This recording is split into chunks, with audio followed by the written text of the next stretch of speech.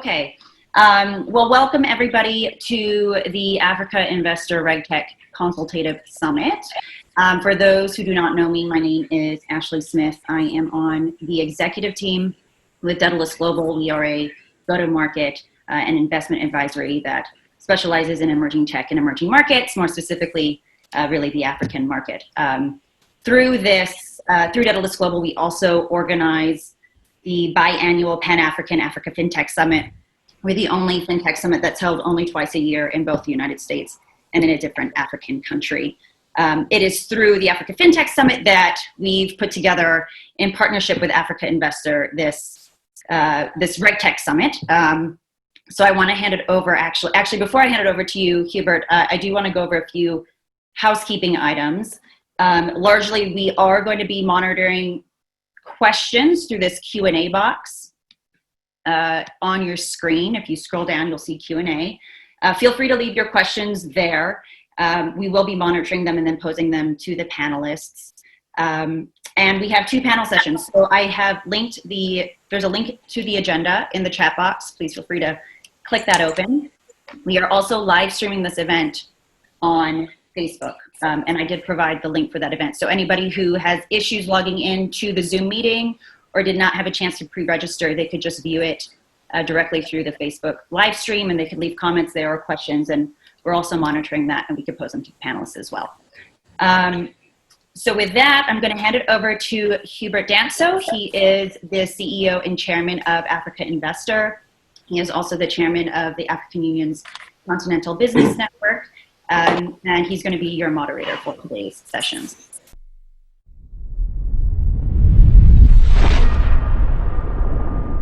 Thank you very much, Ashley. And on behalf of Africa Investor and Africa PLC, our trade tech and blockchain, trade finance and logistics platform, a very warm welcome to the first Africa Investor RegTech Investors Consultative Summit. As Ashley indicated, my name is Hubert Danso, and I am the CEO and chairman of Africa Investor, and as I mentioned, Africa PLC, our e-trade and RegTech platform, as well as the African Union's Continental Business Network. And I will be chairing the proceedings for today's consultative summit. I think, as you may have read from the intro information, this event builds on the recent African e-trade leaders consultative summit that I convened and chaired with the Secretary Generals of the International Chamber of Commerce, Bern Union, the African Continental Free Trade Area Secretariat, the World Customs Organization, and the World Trade Organization. And our main focus there was to really look at the role of organized business and the private sector to bring digital and e-trade related solutions in support of the African Continental Free Trade Area that's being championed and driven by our esteemed heads of state. And as a consequence of the outcome of that useful and far-reaching discussion, the African Union have requested us to host this particular follow-up RegTech Investors Consultative Summit, because a number of the issues that actually came out of that first discussion, it really pointed to how can technology intermediate a lot of the operational and the administrative issues associated with ensuring that the African Continental Free Trade Area can benefit from the likes of the, tech. So I think, as you know, more generally across the actual sector, we've seen sort of a year-on-year increase of about 103% of investment into, and this is just in the last 3 quarters of 2019, that rise of investment into RegTech, which has made it one of the fastest, growing tech categories for global investors. So it's obvious and very clear to all of us, I'm sure, that the $3.2 trillion African Continental Free Trade Area could do well to benefit from some of this innovation and capital. So our objectives for today are essentially threefold. First of all, it's to consult all of you as the RegTech community and RegTech investors to assist us and our African Union heads of state and e-trade negotiators and stakeholders really provide input to assist with the negotiations of the e-commerce and the e-trade protocols that will be annexed to the African Continental Free Trade Area. The second is to feed into our policy position as the Continental Business Network and the African private sector that's currently being drafted and finalized as we speak, for which will be part of that same process fed into the African Union Development Agency and the African Continental Free Trade Area process and secretariat.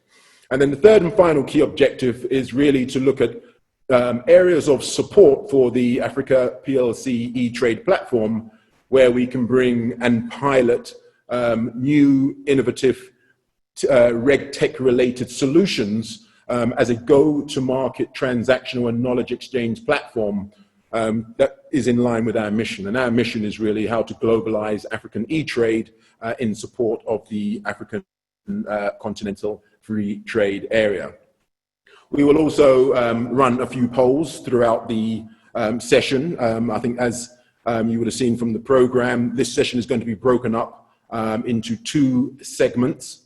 The first one is really going to be looking at setting the scene and setting the stage for RegTech in Africa, and that's really going to be delving a bit more into identifying the trends, the challenges, ideally the opportunities, and the need that's really driving the interest in RegTech solutions more generally.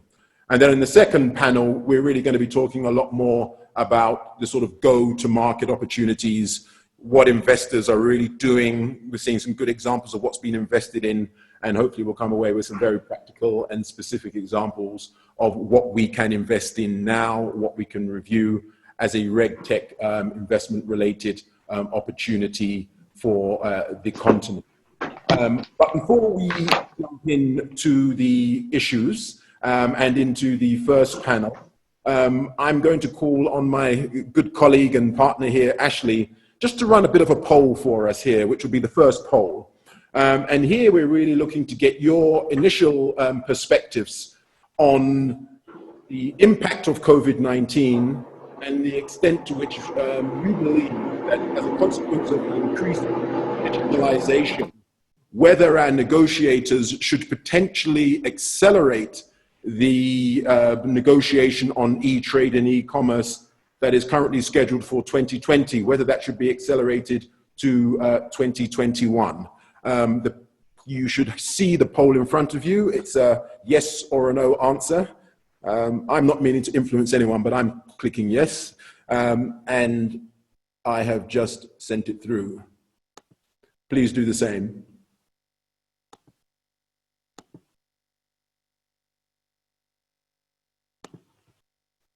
And as and when the poll comes up, I'll be advised by my good colleague Ashley what the outcome and the results of that poll are.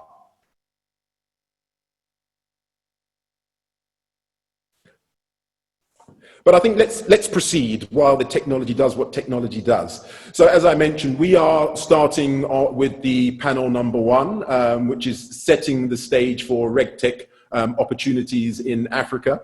And as I mentioned, I'm joined by the leaders in this field. So, you know, we have 5 speakers that will be addressing these issues with us in this first panel, which will run for between 50 minutes to 1 hour. And our first esteemed panelist is Alistair Tempest, who is the CEO of the E-Commerce Forum of Africa. We have Devraj Basu, who is the Senior Lecturer in Finance at Strathclyde Business School.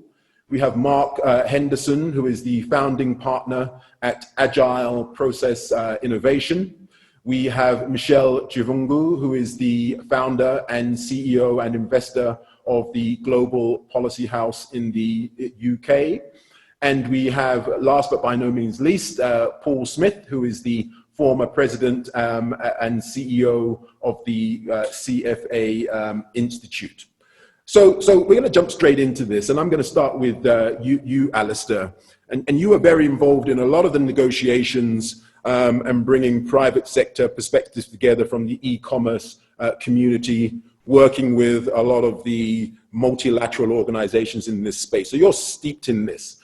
So I'd like you to just sort of give us a quick snapshot of your reflections of that process to date and the engagement with the private sector, but then really specifically and in line with this sort of consultative approach, I'd like your top 5 trade ecosystem problems that you feel RegTech could solve, but in particular, what business models you feel would appeal to RegTech investors from those same very ideas. And then finally, just in terms of the points I'd like from you, if you could just give us your 2 minutes with the president pitch in terms of what would your advice be to African heads of state on creating a hospitable environment for RegTechpreneurship.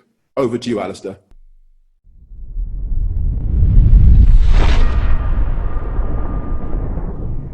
Thank you very much indeed. I think one of the most important things that I've noticed in this whole process is that the African Union has invited the stakeholders in. So I sit, for example, on a digital trade, digital economy working party with Michel, in fact. And we can therefore have an input into what's going on. But it's moved much faster than any of us expected, with the heads of state agreeing that e-commerce should be within phase 2, I think it is, of the negotiations on services. So that's a very good start. Now we've got to get ourselves prepared, and maybe we weren't quite expecting such a very fast move forward due to the COVID-19 problem. And what we have definitely seen on the continental level in nearly every single country is that e-commerce and the digital economy has moved forward by leaps and bounds because of the lockdown, and that's incredible. So you asked me for 5 different specific things that I would think of. And I think all of these things that I'm going to suggest are definitely things that RegTech investors might be interested in. And let me start with the first one. One of our main deliverables at the e-commerce forum Africa is to create a trust mark within Africa to try and encourage greater trust. What I would suggest is trying to find some sort of investment which would encourage that specifically for business to business. Business to consumer can come later, but business to business is the real thing. Business to business is the way in which the African Free Trade Area will move forward. And unless we can increase greater trust between businesses across the continent, we're not going to work. So what we would need is something like a blockchain verification system, which would allow us to see whether using a best practices guidelines to see whether company X or company Y, wherever it happened to be, in the middle of Mali or wherever, is actually following best practices, whether it is what it say it's going to be, what it claims it is, and also to have an alternative dispute resolution system involved within that, built into that. And there's a specific opportunity, and it is one which we think, in fact, a development aid body might be interested in funding. I mean, actually, we know which body might be interested. So as a specific thing, if anyone's interested in investing in that, delighted to hear. Another way in which we can move forward, I think, is again a verification system. The development of what's called the GS1 system in Africa. GS1 regulates the awarding of barcodes, Q codes, QR codes and RFIDs. And in Southern Africa, it's run by the Consumer Goods Council of South Africa. Our interest, again, there would be a matter of trust. The more we can reduce the amount of hazardous goods being sold by e-commerce, this is the downside, let's say, the bad side of e-commerce, the cowboys of e-commerce, the better it is. What we've noticed is that, for example, in Europe, the rapid alert system they have, which is called RAPEX, is recording increased amounts of sales of hazardous products. And the worst thing is that 80% of those are aimed at children. So in some way or another, the GS1 system would be a great thing to be able to invest in, to grow it and make it expand across Africa. And of course, there's a business model in that, a very clear one. And indeed, even to create a RAPEX database for Africa. Another issue which I'm particularly interested in because they're members of my board is the East African Community Trademark East Africa, which I'm sure you've heard of. Now that was paid for originally by development aid. And what it's done is work with the 6 member states of the East African community in order to improve cross-border trade. They've got the amount of time for lorries going cross-border between, for example, Kenya and Uganda down to 15 minutes now, instead of 6 or 9 hours that it used to be in the past. Why not a system in other countries of a trademark East Africa, a replica of them? And again, there are certainly business models that can be built out of that. And I think that would be a tremendous thing to get things going. Another issue which would be of great interest is the problem that we have in e-commerce. When selling across borders, if the consumer or the business returns the product, how do you deal with that? It's called reverse logistics. So again, how can we find ways in which reverse logistics can be solved? Working with, for example, the postal operators and couriers, etc. So it would be a sort of business to business and business to consumer issue there. But again, I think a business model can be worked out. And finally, something which, I mean, I'm a European originally. I've lived in South Africa for only 10 years. And as a European living in Brussels, I'm very aware of the difficulty of language.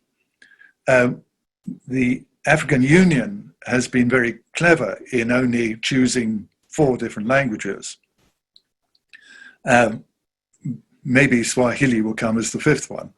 But there are those hundreds of thousands of local languages, and investing in interpretation and translation systems to allow business to deal with consumers who may not be fully conversant with even the official languages of their own country is a tremendous thing to close the digital gap, because this is one of our issues, isn't it? We try and close that digital divide and stop the increase of digital poverty.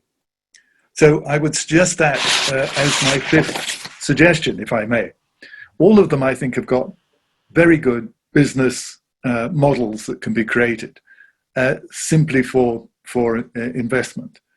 And yes, I mean, one of our issues, one of the things that we identified, 13 different things that we considered to be challenges in Africa, was the problem of investment. This is still a very big issue. How can companies be created to do e-commerce, whether it's business to business or business to consumer, and how can they get funding, etc., etc. So this is the elephant in the corner for us all, and I think it's one where this platform, amongst others, can be incredibly helpful. So, Hubert, thank you very much indeed for inviting me, and let's talk more. Absolutely. Well, thank you very much, Alistair. You touched on, as I know, a lot of, and with great passion, a lot of the key issues as well as opportunities. In terms of elephants, I think we're going to go elephant hunting in panel 2, where we've got a lot of our investors there that hopefully are going to work with us to not only identify and highlight the important things they need to accomplish, but how we can, get the right levels of capital formation to deploy to some of those really interesting ideas that you and other panelists are going to raise. I think one of the important things that you touched on quite a bit was trust. And I think, unfortunately, we live in a continent and we live in a world where in some cases the messenger is more important than the message. And I'm not sure that even coming out of this, we might end up with a different message. But I think if the messenger is, holding the capital, they seem to get a lot more attention than those who share the same message that are not necessarily owning the capital or owning the consumption capacity. So I'm now going to turn to Devraj and really just try to get his views on some foundational issues, because it's okay for us to talk about RegTech. It's a very sophisticated and sort of ever-growing global tech category. But in the continent, we really have to start laying some foundations and building out ecosystems that are RegTech focused, in addition and to complement all of the important work that we're doing, you're doing, and a number of the other stakeholders are pursuing. So Devraj, I'd just like to call on you. And for those who don't know, Devraj is one of the real pioneers based out of Europe that is really driving RegTech ecosystems and leveraging, all of that sort of pent up next generational intellectual capital that resides within universities and the youth generation.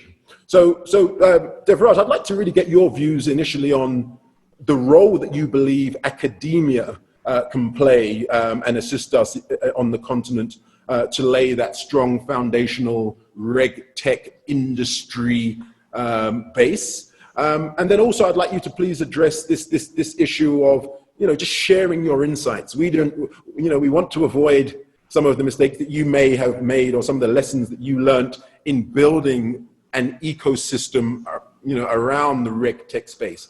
So if you could just share with us some suggestions on the role that you think academia can play in establishing a solid foundation for RegTech in Africa, and then just share with us some of your experiences building your RegTech ecosystem, within your constituency, and some of the things that you would recommend we do, and some of the lessons that you've learned that you would recommend that we do not. Over to you.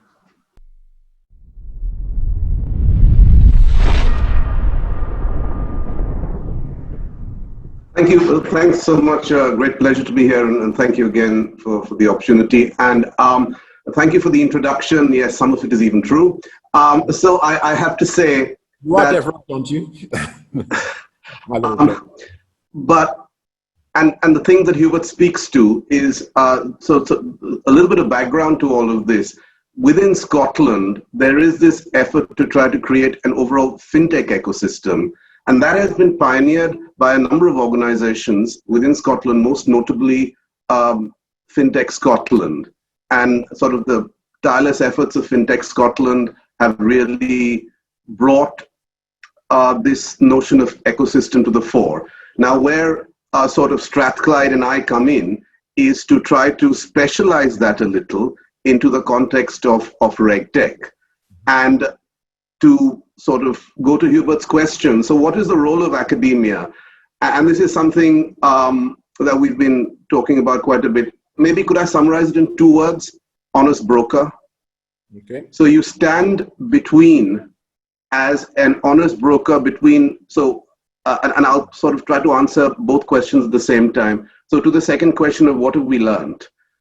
So the experiences of the Scottish ecosystem are that, and I think this is probably likely to be universal, that on the one side, there are the smaller companies, the fintechs and the regtechs, and on the other side are the larger organizations. Now, we primarily look at financial service organizations, but doesn't have to be that. Any data-driven organization, so that spans a fairly wide range. If I can grossly oversimplify, the basic learning has been, and this I think is fairly obvious at one level, the smaller companies tend to be simpler in organization, but much more innovative in what they do, whereas the larger organizations tend to be much, much more complex, and they tend to be perhaps less innovative. So what then is the role of sort of academia is to basically bridge this divide. So in the specific, so again, to make it quite specific to RegTech, one of the things we try to do is try to step in there and bridge that divide. Now, this is a particularly difficult task. So you try to sort of address, so there are two essential questions that you can, or two essential issues that you can try to address. On perhaps the fintech side or the RegTech side, the smaller company side, you can try to spur innovation. You can try to understand what their innovative models are. And then on the other side, the side of the larger companies, try to identify the challenges, the institutional challenges that they face. And the role of the honest broker then becomes trying to bring those two together. Okay, so for example, how could you go about doing this? So what is a key attribute of the honest broker in all of this? The notion of disinterestedness.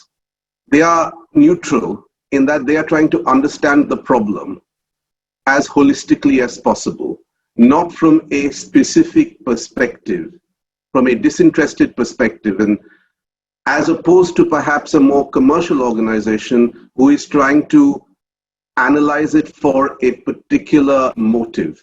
Here you're trying to take a holistic view on the problem. And so in the specific issue of RegTech, it then comes down to understanding innovation on one side, understanding challenges on the other, and trying to bring them together. So what can academia itself, in addition to that, what can it do? So I think following on from that, its most crucial role would be in skills provision. Okay, so once you've been able, the honest broker has been able to understand on the one side the innovation and on the other side the challenges, now formulate a skills provision package. And this, for example, is something that Mark will talk much more about. So it doesn't have to come exclusively from academia. You harness all of the players in that ecosystem ideally to come together with this basic skills package. And when I say skills, I mean it's not directed at a single level. Skills are across the board. This starts from the C-suite going down to entry-level jobs. So you're saying, so maybe I should have started at this. So maybe if I can just quickly define RegTech. So it's useful to have a definition. So if you define RegTech as a use of technology and data analytics to make compliance and risk management, regulation compliance and risk management better, cheaper, and more efficient, okay? Then you understand that you're dealing with a disruptive phenomena. So you're dealing with a disruptive phenomena, which is likely to change the very architecture of how things have been done. So you use this sort of challenges and innovation framework to try to understand that in a disinterested manner. And then you try to create a skills package based on that. So very simply, much more concretely, in RegTech, what will the jobs of the future look like? These are what the jobs of the future look like. So what would people in RegTech, what sort of skills would they need to have? And then start with that and then sort of map it into sort of existing. So that's I think the bulk of it. So what have we learned? We've only just begun this. We've been doing this for about, we've been doing the whole fintech thing for about a year and a half now, but the RegTech specialization has only started maybe 3 or 4 months. What we've learned is this is a long game. Okay, So this is a long game because it's a word that I go back to a word that was used in Alistair's presentation. What is crucial in all of this is building trust, building a community of trust, because the knowledge required to implement this sort of new architecture, RegTech, if you will, does not reside with any single individual, certainly not any single group of individuals. It resides within that entire extended community. And if it has to succeed, it has to mean that the community has to come together around what you might call a common minimum program, at least, to try to evolve. And I think this echoes a lot of the things that Alistair was saying in his presentation. It's just perhaps more abstract. So he was giving some very concrete examples of that. All I would say is I'm sort of just approaching this from a more abstract setting. And academia has a key role to play because disinterestedness, as I said, is crucial in all of this. Because that is a characteristic that can win the trust of all the players in the ecosystem. But this is a long process. So you need to try to divide it into, you need to have sort of staging posts and clear milestones. But it's also an emergent phenomena, which means that you can start somewhere, you may intend to go somewhere, you may end up somewhere quite different. So, that's sort of been the lesson so far. Thanks very much. That's a fascinating journey. I think we have a bit of an echo. Hopefully you can hear me without the echo now. That's a fascinating journey. We had, interestingly, another consultation with our group of sovereign investors just Friday past, and we had Lord Jim O'Neill, the former chairman of Goldman Sachs, that came up with the term BRICS that the heads of state then picked up on. And one of the points that he made, and a number of the other sovereign investors that are part of our work have made, is that because of the COVID-19, we could really emerge as the continent in a very different and much stronger geopolitical and economic position if we harness opportunities through tech, as well as the great platform that's been constituted through the African Continental Free Trade Area. And one of the big messages that keeps coming through, and I'm going to turn to Mark now to share his views on this, is the fact that our underdevelopment is almost our strongest advantage in terms of being able to give us a better platform not to be weighed down with so many legacy practices or legacy technology. We can actually really leapfrog a lot of the challenges that other markets have gone through and emerge a very different and much more attractive and competitive investment destination and trading destination. So, and coming back to your point, Devraj, so I've heard of disintermediation. Now you're introducing disinterested. So I turn to you, Mark, and one of the first things I'd like you to address is, should we be disinterested in learning from some of the existing models that Europe and North Africa and elsewhere in the OECD markets have experienced? So I'd like your recommendations and views on how we can take very practical steps to leapfrog some of the OECD type models to date, and get your view on whether you believe that we could emerge as one of the global leaders in RegTech or trade tech. And then finally, I'd like you to just share your views on the top 5 incentives and policies that you'd recommend be put in place to spur RegTech innovation and development across the continent's $3.2 trillion African Continental Free Trade Area opportunity. Over to you, Mark.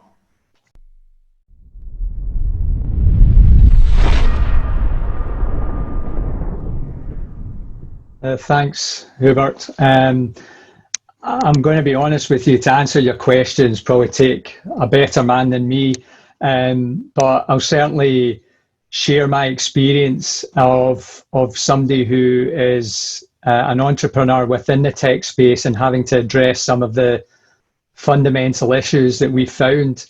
So I mean, sort of picking up both on Alistair and on Devraj, is that innovation itself, and what you're talking about, is an incredible innovative journey. It's actually quite fragile.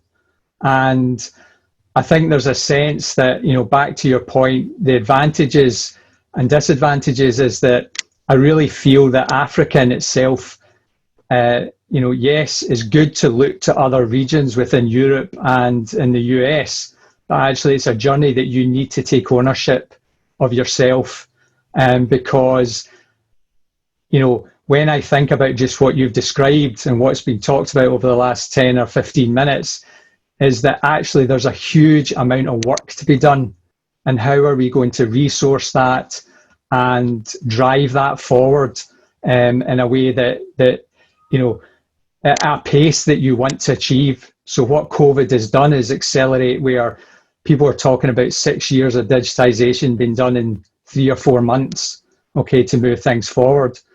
And I think Africa as a nation and the continent has got some really interesting demographics.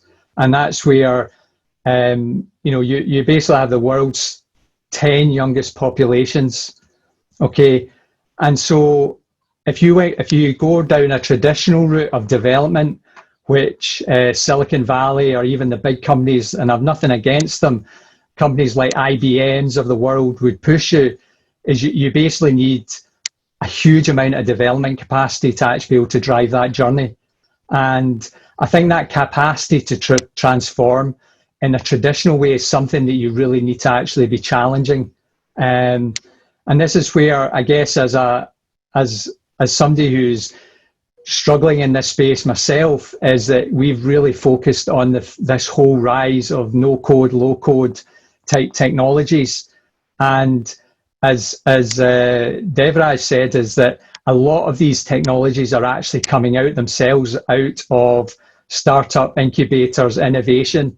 And it's how do we harness that and make a kind of almost a commitment that technology-wise, we're actually going to take a route of democratizing this technology across the continent, rather than looking to one or two key, technical superpowers to actually provide that capacity, that journey. And I think, so that's one aspect, is actually acknowledging, and where we acknowledge basically the demographic, but also acknowledge that how are we going to actually harness and train. So back to Devraj's point, I guess the area that I'm focusing on personally is that whole secondary, almost before university. How do we start to create that pipeline of interested young people who want to actually come into this industry that we're going to need over the next decade? And through things like apprenticeship programs, startup apprenticeship, which is I'm literally in the middle of one just now. I think the other point I also think a lot about is the economics. So one of the things is that even in Scotland, the economics that work are not the same economics that work, for example, in the US, or even actually south of the border in London. We need to make sure that when we choose these solutions, that we're actually looking at the cost. So it's very easy at one level, the cost per transaction, but we actually need to look at what does it cost to develop, what does it cost to maintain, and what does it cost to operate. So if I'm going to build something, it needs to be at a level that allows actually the small, medium enterprise to actually participate. And if that's something that actually we really, really struggle within, within Scotland, as an example, to get companies that are, less than 20 million turnover, for example, to really look at the digitization of their administrative processes, etc. How do we actually, we need to drive not only just the development costs down, but we've also got to drive down the cost of software and the approach that we're taking. So I think just on your, so they're just, I guess they're the two things, I guess, when we talked about this, Hubert, that I kind of thought about. And I think it's actually something where it's really important, and this kind of moves on to the final point, is almost that ownership about how are people going to participate within the African continent. Because there's a danger that if with big companies are going to bring big costs and big ideas, but actually we should also look to the innovation that is already on the ground and how can we actually harness that, and always keeping an eye on those people that are really driving towards that low code, no code approach to how they're deploying things. So the 5 things I really I'm absolutely passionate is about the education, and it's not just the university level and creating those innovation hubs, it's getting right back. I'll tell you a very small story is my daughter, she wants to be a scientist now, but she made up her mind in primary 6. And I guess for me, that sticks in my mind that whatever we do from an education point of view, we actually need to think in decades, go right back and think about how are we actually going to capture the imagination of the next generation and pull them through so that, and some of those will want to go to university, some will want to go a different pathway, but as a ways of us actually capturing that imagination and starting to harness it into our economy, and particularly into the digital economy and the e-commerce economy as we go forward.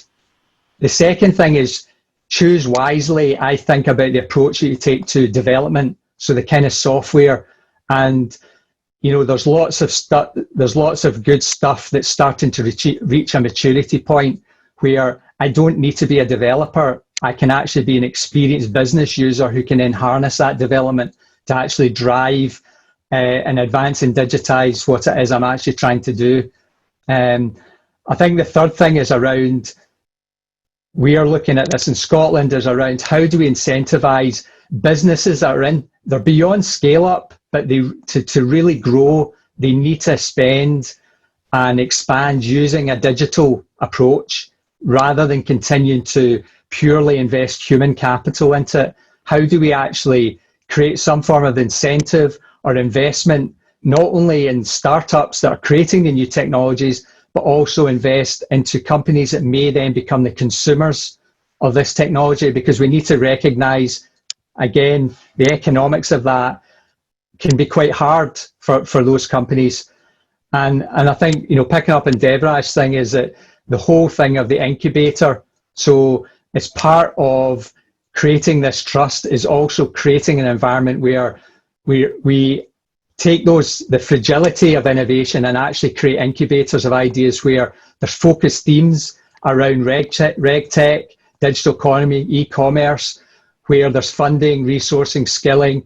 We talked about reverse mentoring before, Hubert. At the minute, I've got a 19-year-old who works with me. He actually gives me so much energy because he's full of ideas, and that kind of harnessing of actually working in collaboration with the younger generation, I think, is really critical in that. And I think then the final point, which I've already touched upon, is really, I really feel a sense of grasp a hold of ownership. And I don't think this is something that, don't let US or Europe drive you on the route, because I don't actually think their models are necessarily going to give you things that you want at the speed that you want, at the cost that you want. So, that's my tuppence worth on it, Hubert, right? As somebody who's, trying to function within this space myself and create a pipeline and put the resources in place so that as the good ideas come in, we actually have those people who are aligned and trained in the technologies that we need to actually accelerate and drive this forward. So thanks for that, Hubert. Thanks very much, Mark. Really, really good, and as usual, practical insights. And I think, that hotbed for development, as you know, that's what we're working on at Africa PLC, where we're creating a transactional platform that people can develop and then bring their products to market. The other big issue that you picked up on that I like a great deal is the reality that, we have to democratize technology. And in doing so, this whole low code, no code, more affordable technology is going to be very transformative indeed. So that's a very big issue. But again, and we'll hear a lot more about this in panel 2. Who's going to fund this? What are the different funding models? And one of the key drivers behind that, to a large extent, is there a niche in the market for what we're talking about? Is one consideration that we need to think about. But then it's not just about, is there a niche in the market?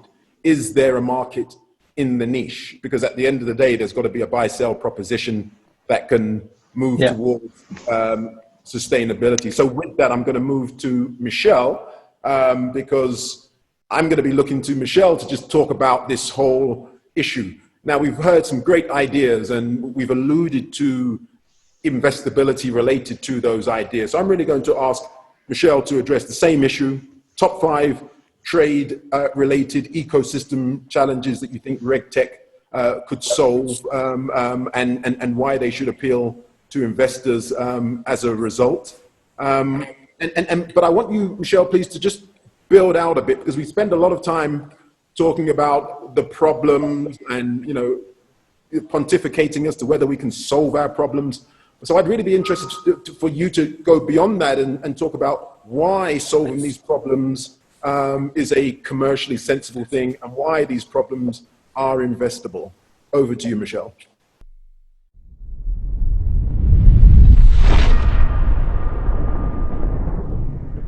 Fantastic. Thank you so much, Hubert. You know, some really interesting input so far. And absolutely, I think I'll, you know, pick up from the point around, you know, why should we be looking into digitization. I think this is what the conversation has pretty much been about. And there are, you know, sort of fundamental issues that are more particularly relevant in the African context. Obviously, we are at the moment facing several crises, but I think as, you know, a lot of people have been saying, I think the crisis isn't necessarily just about COVID or healthcare. I think, you know, in the context of Africa, we face many crises, you know, including things around things like, you know, food security and people being able to, you know, to have the opportunities. We talked about young people, you know, opportunities for jobs, opportunities for creativity, opportunity for innovation. You know, now when you take it down into the level of trade, you know, one of the areas that I do speak a lot about is around, you know, SMEs and supporting the small medium enterprises, which are pretty much the engines of growth for Africa. So when we're talking in the context of, you know, development and looking ahead and what the free trade area really is about, is very much around about interregional trade. And how do we foster that? How do we develop that? How do we ensure the players within the ecosystem are actually equipped to be able to, you know, to contribute and help us grow that GDP. So I think fundamental in that respect, but also in terms of where we're moving ahead.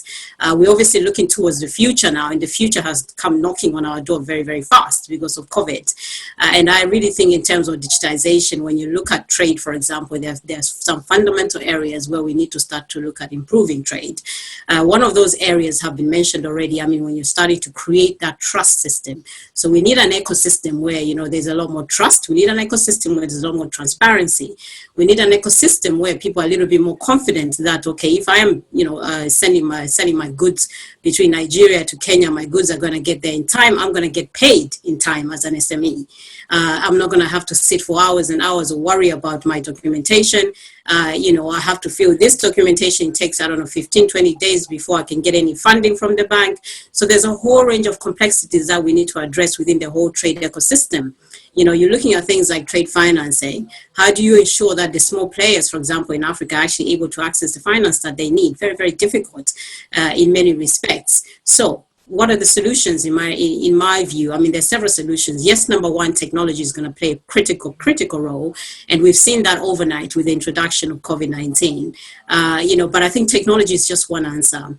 The others have been very much outlined already around equipping people and educating people. I'm a big champion on education. But we do need to invest in the basics. We need to invest in education. We need to invest in public healthcare. We need to invest in a whole range of things. Now back to my area that I have been covering, you know, around sort of digitization. Some of the tools that are available for us today, and these are there and ready today.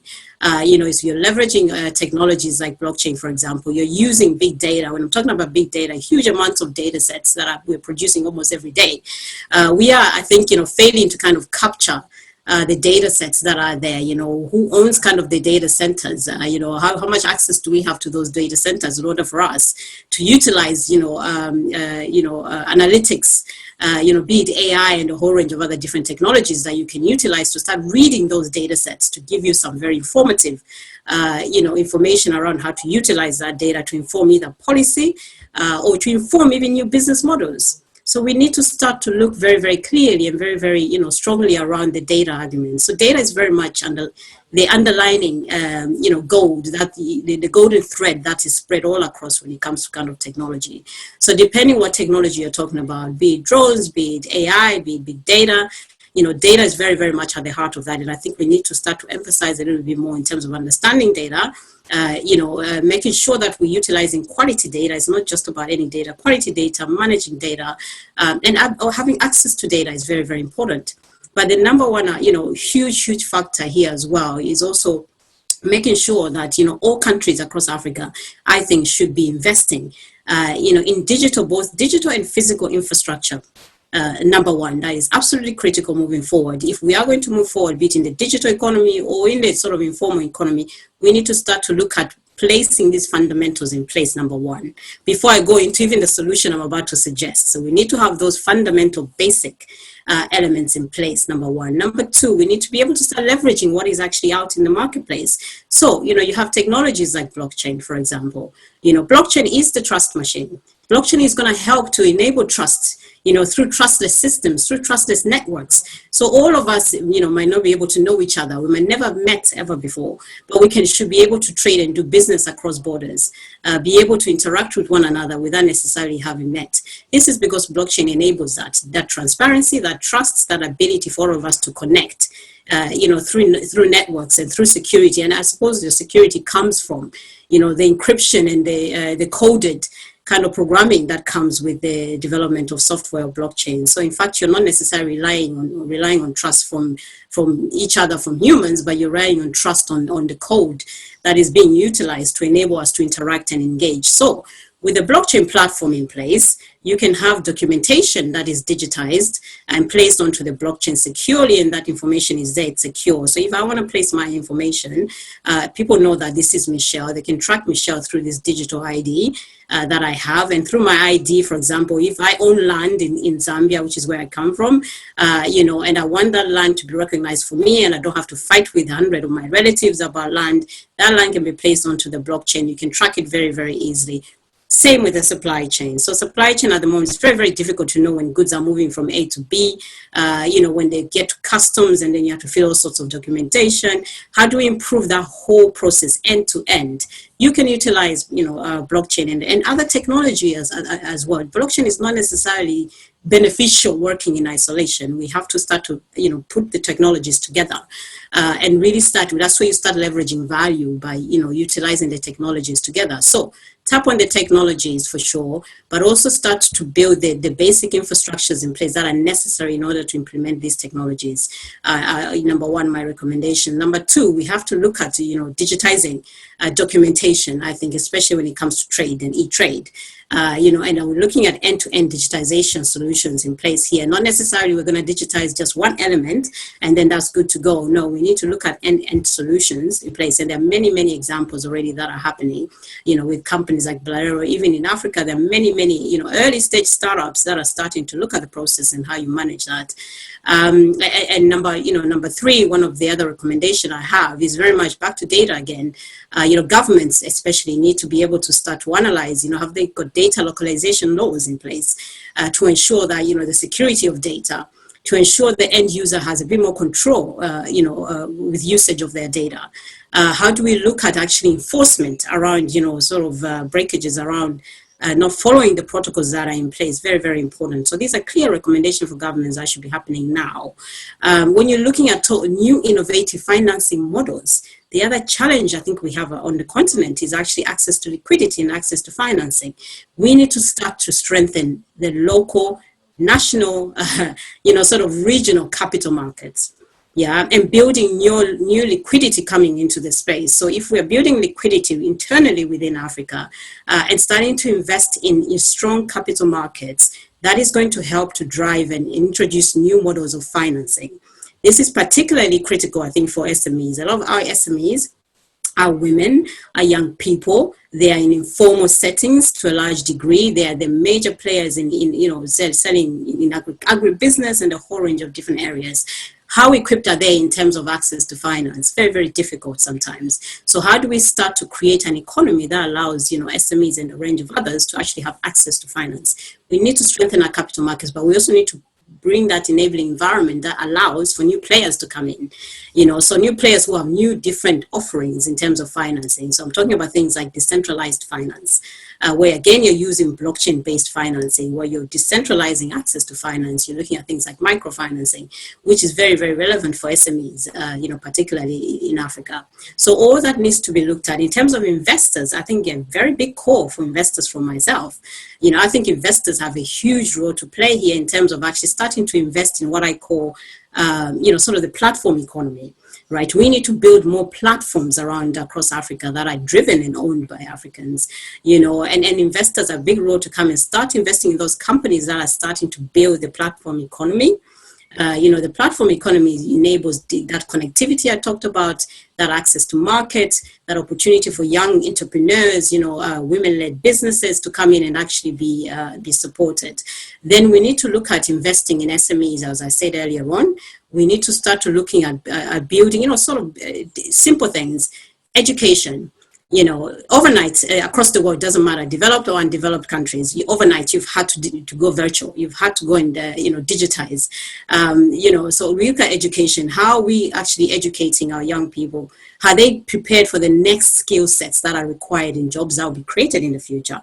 I believe young people also have opportunity to create the jobs. So we're not sitting and just waiting on government to, I'm waiting for the government to give me, opportunity for work, or private sector.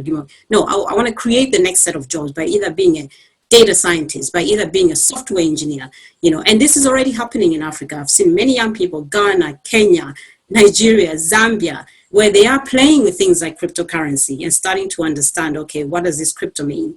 Partly because in some areas, there's a bit of necessity to do that. There isn't access to the dollar, the local currency, and it's very difficult. The valuations are up and down. So people are starting to play around with new modes of finance. How do we educate young people so that they're prepared and they can compete with their peers across the world, right? This is very important, I think, for Africa. If we're going to drive Africa, how do you get new negotiators in Africa that are equipped, that can go and negotiate, like to Mark's point, that Africa has to drive its own agenda. How do we equip young people and other, future negotiators to go and negotiate for Africa, to place, to give really valid negotiations that is beneficial to the continent. So all that, I'm a big fan of education, very, very big fan of education. I think we need to educate. My company's strapline is very much around, in making sure that we leave no one behind, by obviously educating around sort of the digital element, but also looking at other structures. So education is pretty critical. Investment into the right laws and regulations, and for governments creating a climate for innovators to play is very important. Harnessing financing, and this is where investors come in. Investors can be reassured that investing in Africa is not so risky, because we're starting to introduce, blockchain-based platforms where you can have KYC, AML, embedded into the system, so they're not worrying about due diligence or worrying about, these projects I'm pumping money into are not viable projects, right? We have the tools and the systems in place that gives you that reassurance that what you're investing in is legit, the people you're investing in are legit. You've got that platform where you're part of the network, where you can decide and have consensus about how your money is utilized and where your money goes, and you can track and you can monitor and you can see all that. That's where we're moving towards. Massive opportunities. Thank you. Thank you very much, Michelle. Do you get time to sleep? Obviously, your ideas are just keeping you awake. And but if it's any consolation, you and me both. And I think you've touched on a lot of the key issues. I'm really glad that you've mentioned SMEs, because that's front and center of our reality and our opportunity on the continent. I also subscribe to and believe, educate and they will come. That's one of our biggest, with our youth bulge and our ability to unlock and unleash our entrepreneurial spirit. I think if we can focus it and channel it and capacitate it, and that's both through formal education systems as well as life learning, as we've all been able to accomplish. Blockchain, the immutability and the trust nature that comes with that, and the ability to help everyone understand that it's not all and only about cryptocurrency, but there's a really valuable architecture and infrastructure in blockchain. But again, I think we are almost coming full circle on a point that was raised earlier, which is this trust and the ecosystem. And I think we have to be frank. We're at the very early stages of establishing that for the RegTech community in the continent. And it's great that some of us operate at a very high level, but sometimes we're just so far away from reality. Yeah. And we've got to be able to interconnect with the youth and the SMEs and create that market participant, regulator, average person and real beneficiary on the street. I'm going to turn to Paul now. Paul, I'd really like your insights and input. I mean, you are the president and CEO of the CFA, Chartered Financial Analysts Association globally. So education, market innovation was your day job for a very, very long time.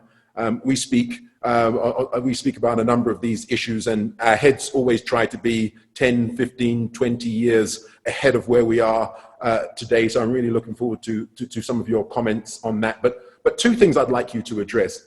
Again, in keeping with your 2 minutes with the heads of state, what are your top 5 trade-related ecosystem problems that you feel RegTech could solve, and what business models would you apply to that? And then back to my initial point, how can we foster closer partnerships between market participants, RegTech investors, RegTech developers, regulators, and then be able to draw the distinction between a regulator and a policymaker? Over to you, Paul, sorry.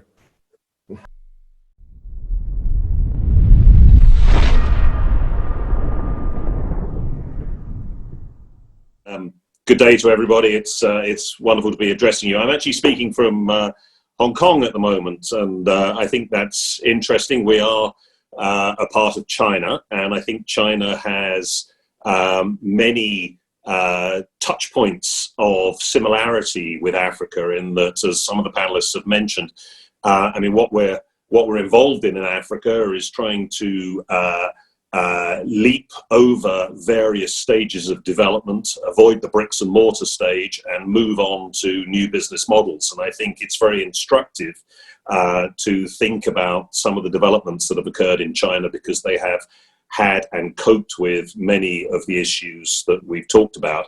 I mean, essentially for me, RegTech helps increase consistency, produce scale, widen the distribution of products, develop new products, and above all else, as other panelists have mentioned, build trusts. When you look at all of the surveys of professionalism and the professions that people trust most, financial technology, or technology in general, is always right at the top of the tree. So I would certainly urge that upon, if I had that 2 minutes with heads of state, Hubert, I think that would be my first message, that through technology you can actually build trust between all participants in the system, but most importantly with the investing public. And so I think that's a very important message. One of the challenges that I've seen around the world is that there is a huge chasm, to your second question really, between the regulators and market participants. And I obviously come from the financial services world, and nowhere is that more apparent than in that area. Regulators in finance tend to overemphasize their role in controlling the market and underemphasize their role in developing the market. On the mirror image of that, professionals, unfortunately, financial types tend to overestimate or overemphasize the role that their own profitability plays, and underestimate the fact that their main function in life is to help economies grow. So what needs to be done between regulators and the industry is for the industry to recognize that actually finance isn't set up to benefit financial people. Finance is set up to benefit the economies that we all serve, and regulators need to pay more attention to market development and less attention to market control. And I think if we can have a more constructive dialogue around that, a more regular dialogue around that, then I think a lot of those problems can fall away. Turning to the things from a finance perspective, I mean, everyone has mentioned, or a lot of panelists have mentioned, education. The democratization and access to education, I think, is the single biggest thing that RegTech can do. If you think about everything that we've just gone through with COVID, all of the homeschooling that our children are enduring at the moment, you think about that business model multiplied by a million times. You can bring Eton College, the best school arguably in Britain, you can bring Eton to billions of people going forward, quite literally. And I think that's the biggest issue, that's the biggest challenge that we face, is how do we democratize education? I look at it really from a financial perspective, but we now have this wonderful opportunity, not just of increasing financial education around the world, but we have this opportunity of democratizing education from Form 1 all the way through to university. And I think that's the opportunity that the world can't afford to fumble. Secondly, I think Michelle absolutely nailed it. Blockchain for contracts is key. And I rather than go back over everything that Michelle said, which I think was absolutely right, I would add to it labor contracts. I think that's a very important business opportunity that too often, particularly in the developing world, labor is insecure because of a lack of contractual relationship between employer and employee, and often where those terms of trade are unfairly changed partway through the term of service. The blockchain can help in terms of securing contractual rights on the chain so that there is no argument as far as that is concerned. Payments, absolutely essential. Again, Michelle said it, there's absolutely no reason why we can't have a Pan-African payment system that is secure. Turning to a little micro idea, really, KYC, AML, again, Michelle mentioned that, but just think about that in terms of financial markets, in terms of people trading on stock exchange, the need to retailize our financial investors in mutual funds, pension plans, and stock exchanges. AML, KYC challenges fall away in a new technology environment that will help mobilize retail investors much more creatively than we've ever done in the past. And then an idea that's slightly to the left of center, the securitization through the blockchain. You can securitize all types of assets. You can tokenize assets. That's a sort of a development of cryptocurrency, if you like, but tokenizing things like cars, houses, businesses, so that you can give access to those SMEs, those SMEs can get access to microfinancing, is something that is very definitely there today and an enormous business opportunity for Africa's investment banks. And then the final point that I would make is that through technology, access to all for insurance, housing loans and consumer loans, again, is a very obvious financial good that should come out of RegTech. But to do all of that, you need a regulator who is excited by the opportunities behind technology and is working in partnership with a finance industry that first and foremost views its function in life as adding value to the communities that it serves. And that's basically where I think we can marry these ideas of regulation and technology better. Thank you very much, Paul. Democratizing education, as you say, or as Mark also says, reverse mentoring. So there's certainly a way for us to be able to intermediate education, not only at the sort of youth level, but also, as you say, within companies. This whole concept of stakeholder capitalism, that we can also lend some of our key attention to that third bottom line and ability to be able to focus on growing the economy within which we and our families and our communities exist, is another critical forward-looking thought. And that's very much on the mind of the millennials, Gen X, our families and friends and communities.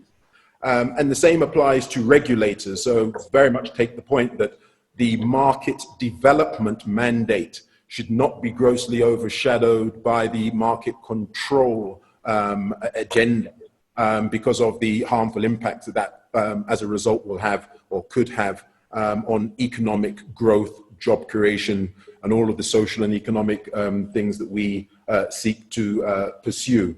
But that, with Paul's last comments, we've arrived at the last speaker for the first panel. And I'm curious to understand whether we're really on the right track. And I think one of the ways of finding out whether we're on the right track is, and in terms of what we see for the African Continental Free Trade Area, is to just get the results of our first poll. So Ashley, if I can ask you, where we asked that question, is this an important enough issue for us to now prioritize it and go to heads of state from the African Union and say, should we call on them to accelerate the negotiation and implementation of the e-commerce and e-trade protocols of the African Continental Free Trade Area? After Ashley shares the results, I'm just going to go to a few questions that we've received. Over to you, Ashley. Impressive. I challenge anyone to argue with that.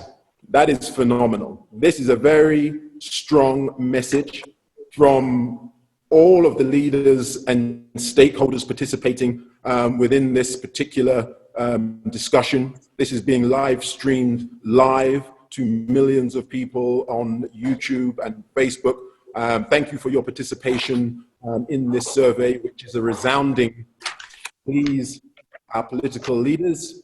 We support you and we encourage you to please accelerate the negotiations of the e-commerce and trade protocol to a 2021 agenda as distinct from the current 2022.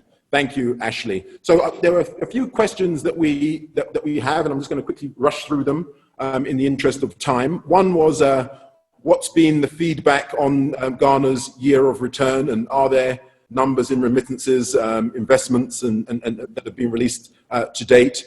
The other is, what countries on the continent serve as positive models for internet protocols within internet security protocols within e-commerce, and what countries and markets will be most impacted within to Africa's submarine digital framework that's currently being built. If anyone can just pick off one of those to address, I'd be grateful. Thank you. My fellow panelists. Hubert, I can come in on the Ghana question. Okay. So that's year of return. I think certainly from what, I'm not Ghanaian myself, I've been to Ghana several times. I love it. I think one of the, sort of feedback with that initiative is that it's really helped to connect, for example, the diaspora. Often sometimes when we talk a little bit about Africa, the diaspora sometimes is a little bit kind of left on the side there, but I think the diaspora, for example, plays a very, very critical role in terms of growth as well. If you think about things like remittances and, amount of remittances that go, the flow of remittances and all that coming from either migrant workers and a whole range of other things. Certainly the year of return, I think, exemplified the importance of ensuring that connection. And I think a lot of other African countries, I think, can actually implement similar initiatives, I think, to support and incentivize, diaspora and others to actually start to contribute to what's happening on the continent.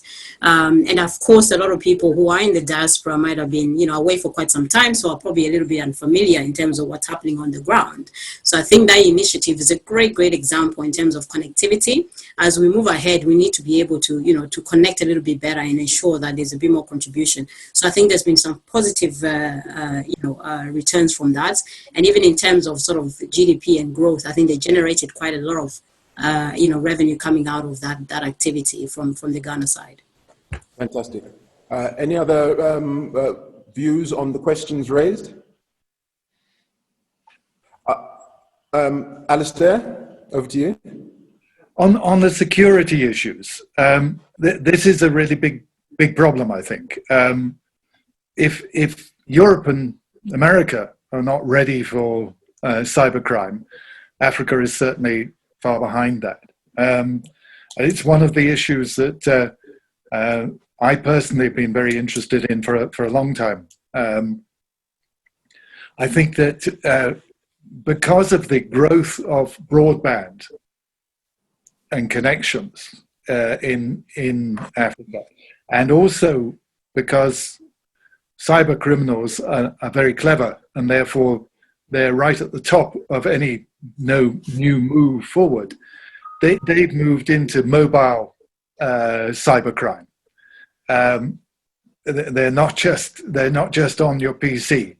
They're looking at mobile, which actually is much more vulnerable than most people remember, because you do tend to store a lot of information on your mobile. So yes, it really does need some serious thinking about it. And not even probably Mauritius, the best country, but even countries like South Africa are far behind the curve on this. Thank you. Thank you, Alistair. So with that, and in the interest of time, we're about to bring this first scene-setting panel to a close. But I just urge all of our panelists and viewers to think about one thing. We are convening this at the request of political leaders and because we have an interest. So as we look at this in the context of the African Continental Free Trade Area, I always lament that I spoke at a recent regional conference for the International Chamber of Commerce with all of the chambers and the business leaders from across the continent. And I always encouraged the SME community and the business community not to be asking people like me or others or politicians about the prospects for success of the African Continental Free Trade Area, but rather we should be asking ourselves, what can we do as the traders and the drivers and the beneficiaries to make it a success? So I just close by encouraging all of the young people watching to know that this is your economy, it's our economy, and it will only be a success if we, the actors in the ecosystem, drive innovation and be relentless in our pursuit of transformation. So with that said, thank you very much, all of the panelists for this first scene-setting session. It's been very educational for me and hopefully everybody. But to close us out, we're going to go to our next polling question that Ashley is going to put on the screen for us all to respond to.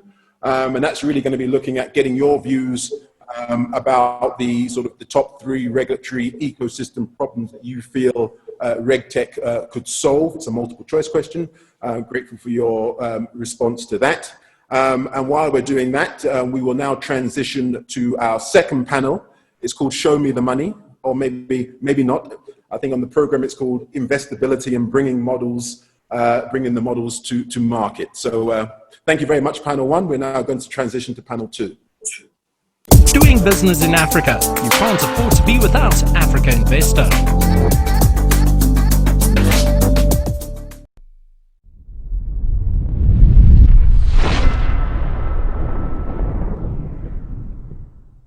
Welcome back, everybody. And again, on behalf of Africa Investor, Africa PLC, and the African Tech Summit, welcome to this panel, this Africa Investor RegTech Investors Consultative Summit panel on investability and bringing the models to market. My name is Hubert Danso, and I'm the CEO and Chairman of Africa Investor and Africa PLC and the African Union's Continental Business Network. And I'm going to be chairing this particular roundtable panel with a focus on how the RegTech industry, RegTech investors in particular, can support investable business models that support the African Continental Free Trade Area.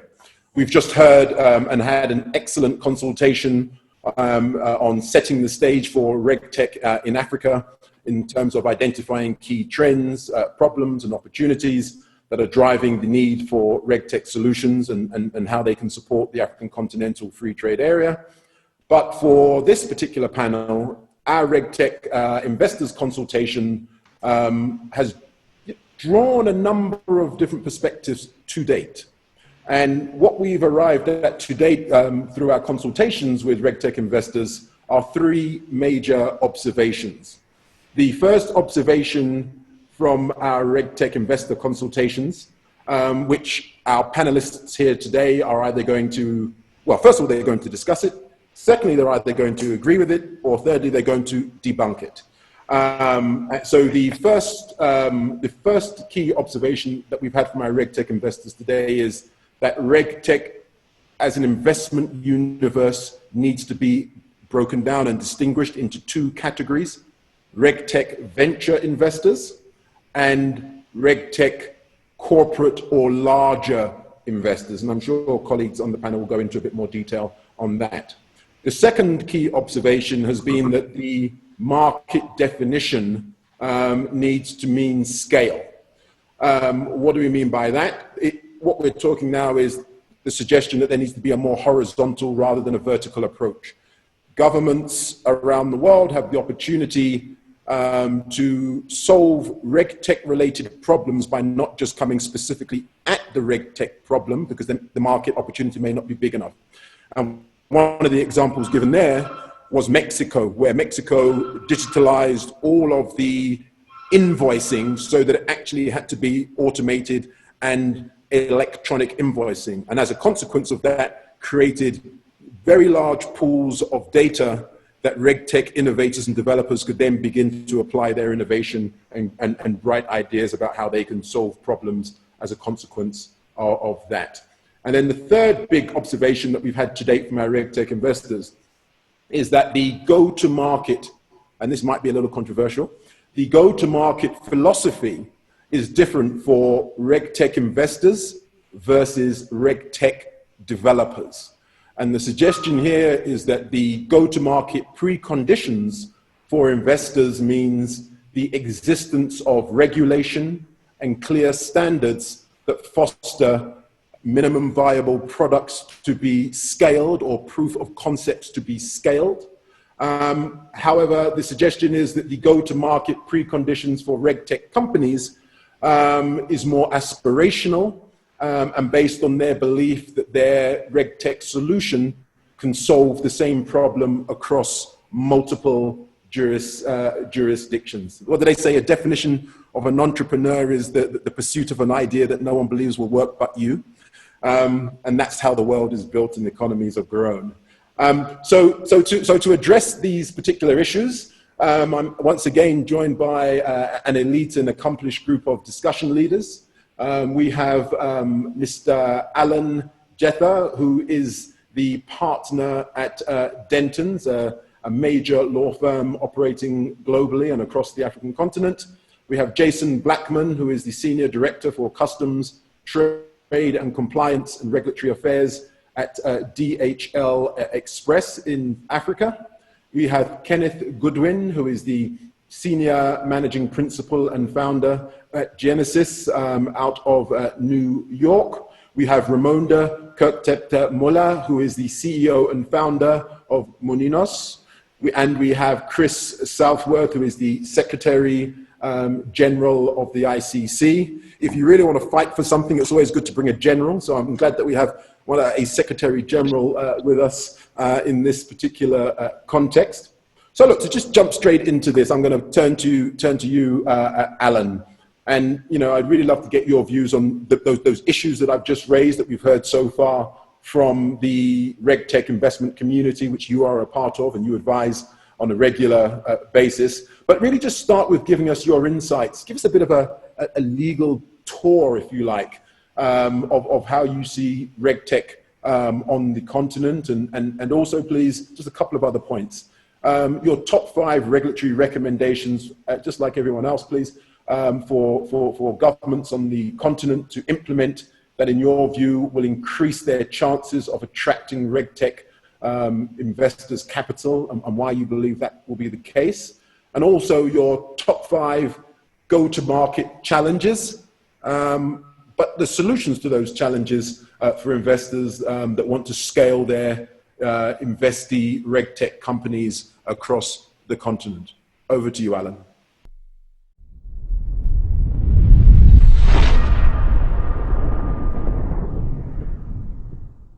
Thank you. When we look at Africa, I think if I can maybe give it a different perspective and focus initially maybe just on logistics. 90% of Africa's trade comes through ports. And then we must also take into account that we have a number of countries within Africa that are landlocked.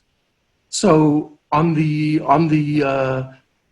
infrastructure side, effectively to trade within Africa and do business to business or business to consumer, in the end, it's getting the particular product to the business. Now, when you sit with 90% of your trade coming through ports, and if you take into account the fact that the systems that are in place in a number of ports, we're not looking at ecosystems like you have, for example, in Singapore or in Rotterdam. So you sit with delays, you sit with lack of information regarding vessels coming in, and then the whole logistics chain from rail or lack of rail, and then also your road haulage. So along that chain, you sit with lots of delays getting particular products in, and there is the opportunity certainly. If I take one of the busiest ports in sub-Saharan Africa, and that's Durban, where they are looking at modernizing ports within that area. And that effectively is to look at how they can address issues around the logistics chain. So when you look at what governments can do in Africa, certainly the most important issue is really addressing the logistics issue and getting a product to business within the shortest possible time. And then obviously the technological systems that you can have to support that infrastructure. I think the second point, which one of the earlier speakers just touched on, we have a number of fiber optic cables being introduced. We've got the Ikiano CCOM route. We've also got the 2Africa fiber optic cable that is being installed. And that effectively will assist to speed up internet and accessibility.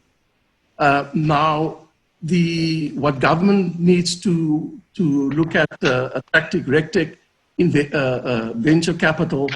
I think in each particular country, you're looking at the internal trade structures, for example, the company formations and the ease of investment that is being brought. You're also looking at how small business ventures to be set up and the ease with which that is done. You're also looking at certainly when investors go into particular countries, the question obviously is, do you get your capital out? Are you able to get remittance of dividends? So those are some of the issues that investors would look at when you go into particular countries. Then also to ease up investments, again, at the same time when you invest, where companies sit with IP, whether it's in the form of technology that is being licensed in, or whether it's through their branding or through any IP that they provide into the country. The question is obviously whether the country is able to provide protection for that IP. We also have issues on brands, to what extent the country is able to deal with counterfeit goods, again with goods coming into particular countries, issues around standards, because on a business or consumer perspective, you want to know that the particular product that you get in, that there is brand value attached to the product, and that if there are issues, to what extent you are able to then have recourse when the product it doesn't perform that you require it to do. Now, within that framework also, does the particular country provide for its cyber law framework, electronic communication transactions, and to what extent you are able to get access to the courts and effectively deal with dispute resolution. Then within that framework also the issue of data and privacy protection, when you as a business engage via electronic communication transactions, is your data protected? And I think within the same framework also, if you take the logistics chain around all of the information that comes out of there, to what extent that can be protected. So the other aspect also within a particular government, access to finance when people invest or if it's a small business, how do you deal with the finance issue? Also, when people go into the market and when the business is set up, to what extent do you deal with market conditions? For example, antitrust and competition matters. So those are just some of the issues that I think one needs to take into account. I think also on the infrastructure side, we need to take account of 5G that is being introduced. And then also some of the other aspects, for example, the China Belt Road Initiative, where they're investing into Africa. So in terms of the regulatory framework, you want access to courts, you want your IP to be protected, systems whereby you are able to register that. Now, within many of the African countries, if you look at the IP framework following the WIPO models, they provide for the protection of particular rights. If we look at some of the issues when we're dealing with COVID-19, if we look at how do we ensure that there is free or accessible vaccines and so on, we do sit with some of the African countries following the process whereby there can be compulsory licensing to provide access to those countries. So I just think generally in terms of it's an enabling framework that the various African countries must provide. Now, within Africa, we also sit with various regional economic communities. If you take in the south, we've got the SADC region. Up west, we've got ECOWAS. In east, you've also got the various economic regions over there now. Within the economic regions, they sit with various directorates. Some of the directorates, for example, deal with a policy, it deals with a trade. And certainly within the structure, generally when you look at one first has to obviously have the particular policy, and if the policy in terms of RegTech and investor capital investments in the region, if similar policies are adopted within the various regions, then below that you would then have the legislation that must be introduced in the various countries, and setting up the regulatory framework would then be the statutes in each country, followed by the administration, and that is the regulations whereby the particular statutes would then be implemented. And that effectively would then give parties access to courts and access to the particular regulatory structures within those countries. So effectively, it's about the various regions that are already in place, following a similar policy, and then having similar systems introduced in the various countries, which would then create an enabling environment for a model whereby the various countries can follow a particular model. I think those are just the key points that I wanted to raise. Thank you, Alan. You certainly did take us on a tour, an enjoyable and educational tour indeed, and you picked up on a lot of the big issues that are, no matter how sophisticated we want to be and how much we want to imagineer the future, there are still a lot of fundamentals that we need to have in place for these things to become a reality, or at least for these things, once they are implemented, to become sustainable. So definitely this whole issue of the harmonization of policies, which is one of the big issues as you think about scaling across markets. It's not just, does the tech work and can it solve the problem? The issue is, can a market absorb that particular tech and enable it to fulfill its objectives without being stifled? The other big issue takes me back to my post-university days, and I know that Chris's ears might prick here. When I came out of university, when I finished my master's in international commercial law, one of my first roles was at the International Chamber of Commerce in Paris, where I headed up as a policy manager for global business, the Trade and Customs Commission. And as you talk about counterfeit goods, I used to spend a lot of my time in Brussels at the World Customs Organization arguing for companies like Mattel, whose shipment of Barbie dolls used to be filled with all dubious type of goods. And we had to explain to the Customs Administration that we were not complicit in that activity. But huge costs to business and some of the real practical issues that we have to deal with every day. We are talking about capital here. And one of the key things we always know is that international capital will not go into a market where local capital is not being treated fairly. So we really need to create the conditions for our local businesses and our local investors to become good ambassadors and have good news and good stories to share with our international investment partners. And in doing so, we would hope that one of our key objectives is to not create an environment for expatriation, although it should be freely accessible, but rather to create an environment for recycling that capital into more growth opportunities and attracting more returns in that particular market. But I know, not just by looking into my screen, but even if I wasn't looking into my screen and just listening to you, I know all of your talk about logistics had Jason from DHL leaning forward, I think nose almost on the screen of his laptop, edging to get in. So Jason, I'm going to allow you now to come in and just share your views on your top 5 regulatory ecosystem problems that you feel RegTech and RegTech could solve.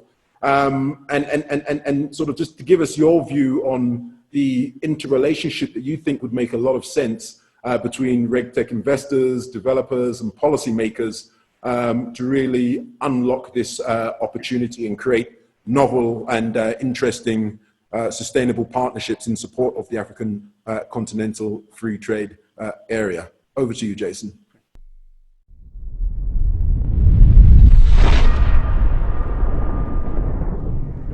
Thanks, Hubert. So it's been a very interesting couple of months with the rapidly evolving landscapes across Africa and the rest of the world with COVID, and of course we've had to adapt our business model, look at what works effectively, where we've had shortcomings in terms of the landscape that we operate in, and so it's been a very interesting 2 months, and we've got a number of outputs that we've shared with you in the past as well on what we see to be critical areas of investment and development in Africa. And so particularly for DHL, we're looking at increasing the pace of customs clearances in the various African countries, particularly with digitalization requiring things like digital signatures, electronic customs payments without the need to physically go to a customs office and pay in by check. We are particularly focused on working on how can we advance pre-arrival and departure clearance procedures via data risk processing. So the use of data is very important for us. And how do we harness that accessibility to data to increase the efficiencies of the customs processes? Looking at doing license applications and documentary processing online. We've already seen in South Africa, for example, customers have launched their online registration and licensing portal. Phase 1 was launched in April. And so we're seeing some advancements in terms of those areas already in Africa. Certainly, we're looking at wanting to advance electronic clearances with digital stamps and approvals. Another big focus area in terms of the ecosystem problems and solutions that we would like to see would be that of e-commerce, enabling intra-Africa exports and imports for e-commerce, utilization of e-payment solutions, web technologies, and very important for us is fast internet-based technology that is able to function on a 24/7 basis. What we've seen in the past is, for example, when digital systems go down, there is a lack of sufficient backups for those downtimes, for example. So we need to look at what do we do about technology disruptions, internet downtime, what happens when the regulatory systems go offline in countries, for example. Additionally, border management, we'd like to look at using satellite technology to track delays at the border, minimize congestion, and looking at how can we use digital technology to prepare for pre-arrival of consignments into countries. One of the things I was particularly impressed with was when I was in Tanzania a couple of months ago, the Tanzanian Revenue Authority is looking at the use of X-ray equipment digital images from X-ray scanners to be transmitted to a central pool of analysts who would then be able to risk assess remotely and look at those images and detect whether or not there are illicit goods or whether the goods are not compliant to the description of content.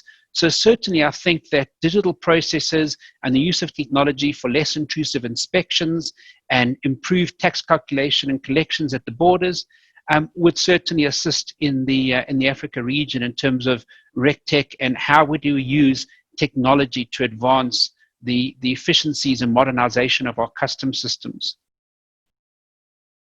Fantastic. Thank you. Thanks very much, Jason. That's, again, spot on, particularly when we are, unfortunately, in this era of trade distancing and, really having to look very pragmatically at paperless customs, not just for efficiency reasons, but also for health and safety reasons. And really enjoyed your very practical perspectives there.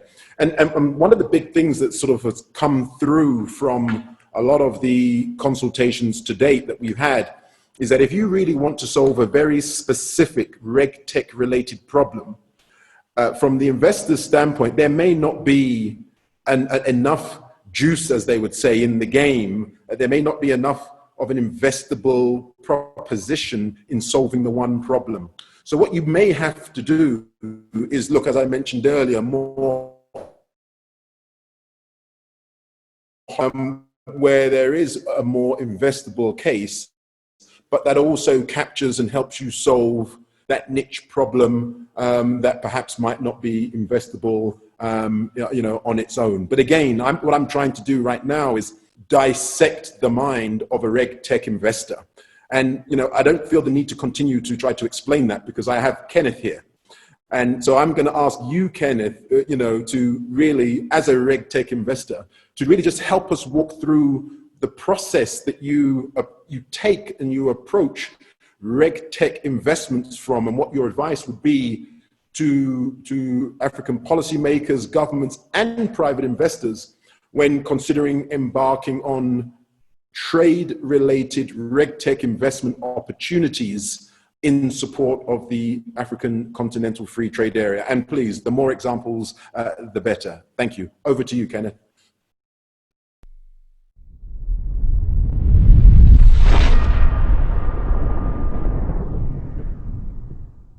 I want to thank you very much, Hubert, for having me here.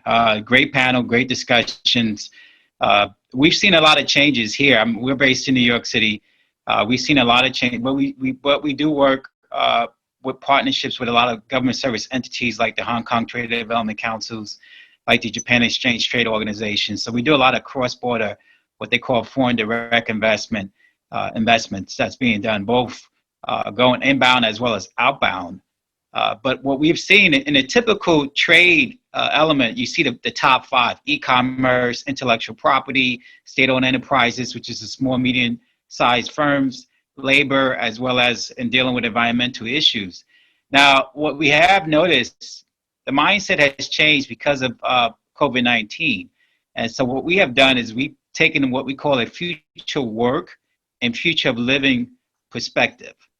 And the future work, the way we got that is it goes back to your first question, Hubert, in terms of the differences between what's happened with a RegTech firm in terms of a small media enterprise versus a corporate firm. The future work came from a large corporations known as Salesforce, which is what they're doing. They're trying to find ways to get people back to working, getting back to normalization of life. And that's critical in terms of how we address certain opportunities, certain issues that may occur. One issue may be the edutech space that we're seeing. A huge interest in edutech and virtual education in terms of training and development. And the reason why that's significant is because as a former regulator from a central bank, from the Federal Reserve Bank of New York, you want to identify, but you want to also report and monitor training development that's being done at many corporations. So we're finding a lot of interest in edutech and virtual education. Another area of interest is supply chain.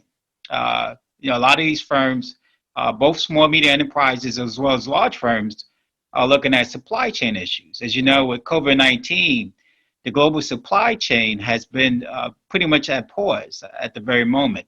So firms are looking in terms of finding ways to digitize their platforms and looking at third-party investors to come in, third-party providers to come in and actually solve those issues. I'll give you a prime example. We've been working with one of the major liquor firm around the world. They provide a lot of beverages, and they've actually created a private platform that's going to use a combination of blockchain technology, distributed ledger technology, artificial intelligence, which mainly centers on machine learning, cloud computing. And the focus here is to address some of these regulatory issues in terms of anti-bribery, anti-corruption, supply chain issues. And these firms are some large firms in the world. So they address the issues of supply chain from going from the core in terms of how you produce a product to the finalization of the product. Now, the key with doing that is that it addresses a lot of the issues that you have from a regulatory standpoint. So you address the issues of anti-bribery, anti-corruption. You address the issue of privacy in terms of actually identification of different third-party vendors on the platform, anti-money laundering and KYC. So all those particular issues are RegTech firms that actually are being produced. And the great thing about this platform is driven by a large cap firm that's listed on the exchange. So it's driven by a large cap firm, but they're also attracting small, medium enterprises to come in and to actually fill in those gaps. From the landscape in terms of the future of living, we're identifying how people are living. COVID-19 has caused people to live differently across different urban cities. So you have what they call urban technology, in terms of how you ride your bike to locations, whether you go to parks, in terms of how do you drive your car. So what that's done is that they've actually allowed for a level of digital transformation that can be done in terms of big data, where you're actually using satellite technology, what they call location intelligence, to allow for, let's say, the central government of city to be able to monitor and identify for safety and security in terms of how people are moving back and forth. So we've identified several firms that provide those particular opportunities. We realize that that is probably going to be the future state in terms of how we're going to be living, both not here in the US, but globally. We're seeing that across the globe in multiple jurisdictions. To answer your questions, how would I address regulators? I think being a former regulator myself, there's a lot of examples you can look at, Hubert. And I give you an example. You have sandboxes that are being done down in Australia, New Zealand. You have the sandbox that's been done in Singapore. Here in the U.S., the Board of Governors of the Federal Reserve System is using what they call FedNow. And the unique thing about sandboxes is that it allows for an opportunity for, let's say, a small, medium enterprise fintech firm to actually go in and work on some problems or opportunities to create solutions. And that could be from, let's say, GDPR, to liquidity issues, and liquidity could be from like the liquidity coverage ratios, where you have let's say a RegTech firm that's actually have an application that can solve that issue, both in-house but also at other institutions. And those are the things that I would address in terms of you do have examples that are provided throughout the world. I just recently did some work with the Bahamas. I love what they've done down in the Bahamas, where they actually, one of the key challenges that they had, actually, they identified an opportunity where they saw an asset, and one of the assets were pirate ships. And they were getting those pirate ships offshore, and they was using logistic intelligence, satellite intelligence, to identify these particular pirate ships. And they wanted to find a way to capitalize off that. It's kind of difficult to do that once you pull the ship out of the water, because it loses the value. So what they realized, that the opportunity that presented itself was to create a blockchain technology, and they reached out to a small medium enterprise firm to create the technology to digitize that asset. And what it did was twofold. They were able to take pictures and use those pictures or digitize pictures and bring them more to different art shows. And that's how one level you were bringing on liquidity. And the other level of bringing on liquidity was you providing a secondary source of liquidity to other participants in the marketplace. So those are creative ideas that you can do in terms of digital transformation, at least in terms of RegTech firms. I think nowadays what you're finding is that RegTech firms are seeking opportunities to look at the new future living and a new future of going to work. And that I would have to say is probably what I have been seeing in the past couple of months, actually. Fantastic. Thank you very much, Kenneth.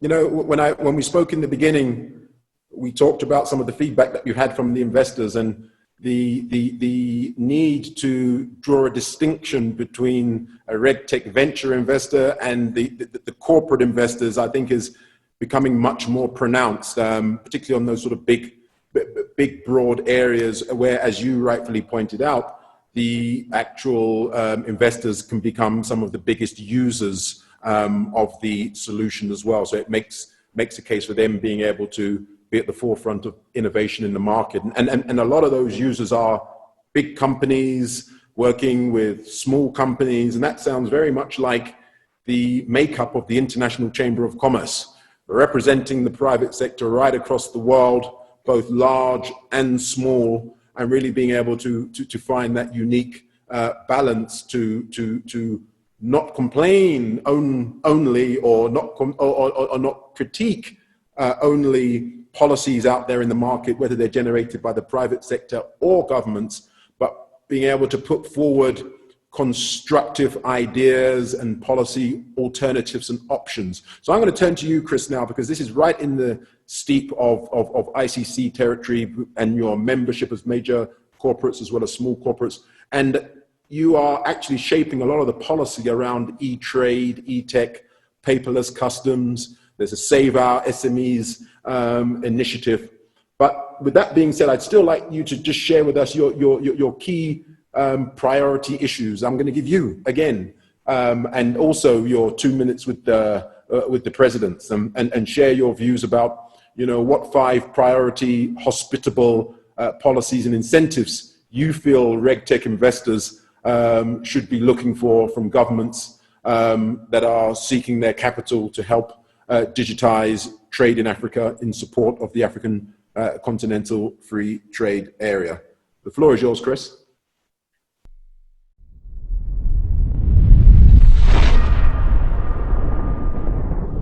Thanks very much, Hubert. It's a pleasure to join the panel and have the opportunity to talk to the RegTech community. I mean, the answer to your question is simple. It's the fundamentals and reform.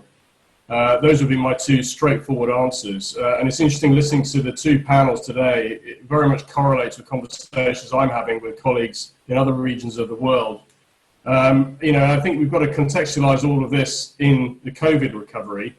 You know, what COVID is doing, we already know we have a sort of macro framework around SDGs, Sustainable Development Goals, which is fantastic. But what COVID-19 has done is really exposed the trading system for all its flaws, and exposed countries in lots of different ways around their inequalities.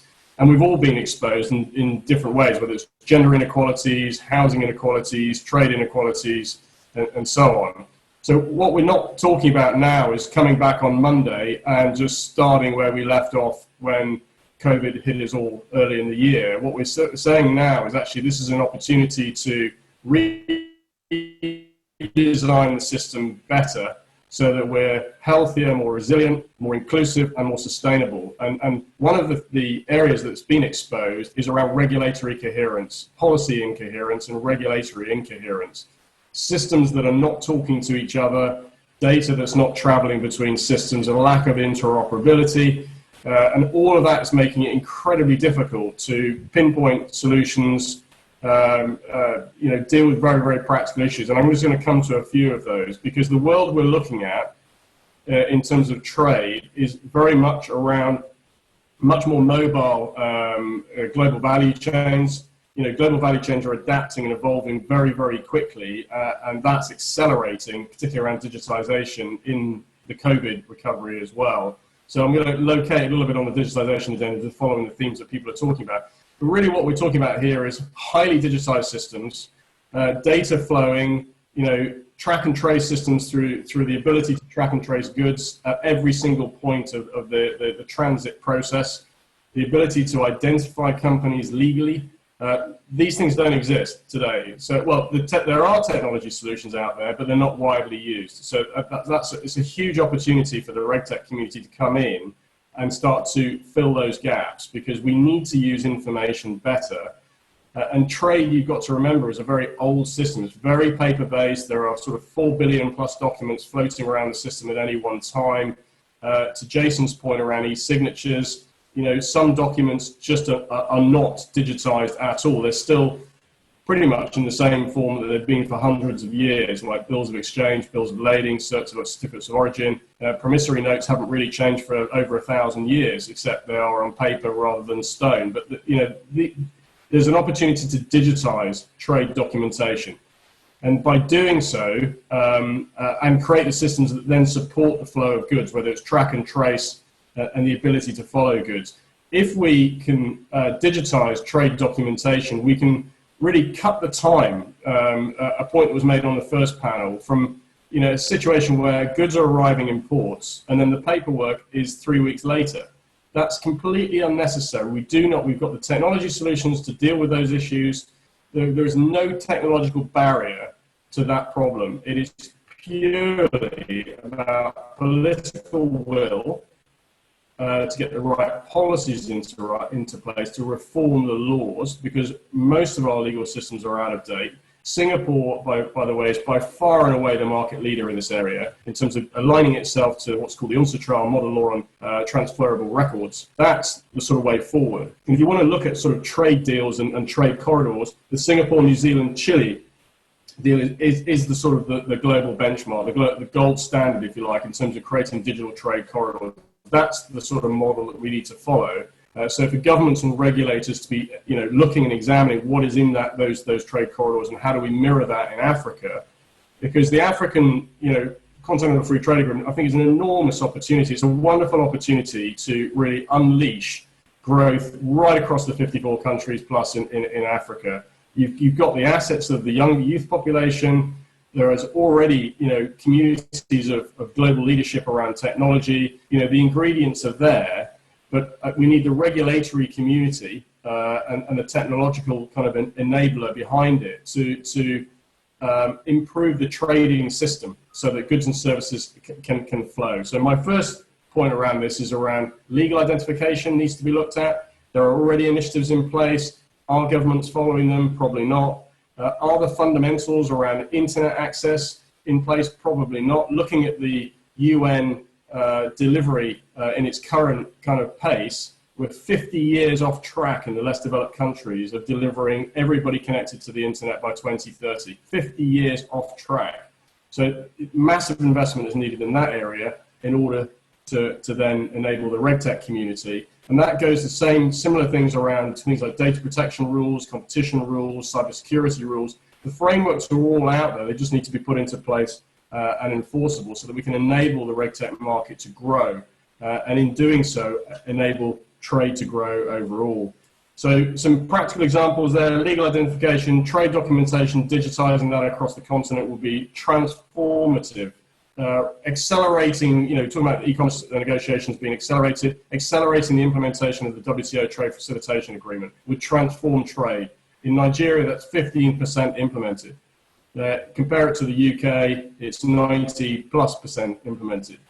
And what I would say is, in the sort of COVID environment, there is a terrible danger here that the developed countries, or developed economies, I should say, digitize faster and expose an already unequal playing field where less developed economies are already behind the curve. And if we're not careful, we're going to have that digital divide exposed even further, which raises the question of more inequalities. And we've got to do everything we possibly can to avoid that happening. And RegTech play a key role in that, to kind of, take the leap forward and get the continent ready. Fantastic. Thank you, Chris. As always, very eloquent and well consulted around the key points. I think one of the big issues that we've in this consultation and this consultative process and this consultative approach has really been to get to the nub of where the opportunities lie, where the challenges are, and how we can intermediate key communities. But in the context of understanding what are the priority areas to solve, you all kindly participated in the second poll. So I'm now going to call on Ashley to share with us the results of the second poll, where we sought to identify the sort of top regulatory issues. I see that for those with a keen eye will notice that it says 3, but on counting, it's actually 5. But very interesting results. We have trade finance at number 1 with 64% as the biggest key issue. We have buyer and seller data at number 2 with 61%. We have logistics at 57 as number 3. We have customs as number 4 at 48%. I hope you're not too disappointed with that, Jason, but we will press on. And we have import and export licensing as the 5th priority. So a very interesting mix. In all accounts, shows us that there is opportunity, glass half full or glass half empty. Innovators should look at that and see that as 5 defined opportunity sets to potentially progress both at the public sector side as well as the private sector side. And now you've got me very focused and interested in this really interesting polling. And thank you all of the non-panelists as well who are logging in through the live streaming and the viewing and logged in on this roundtable for participating in that poll. I'm going to ask you to indulge me in our third and final poll that Ashley is going to put up for us now. And this really deals with the ecosystem issue, asking on a yes or no basis, should there be closer partnerships between market participants with a particular focus on RegTech investors, regulators, and African policymakers. I'm going to pledge my vote now, and please do the same. Thank you.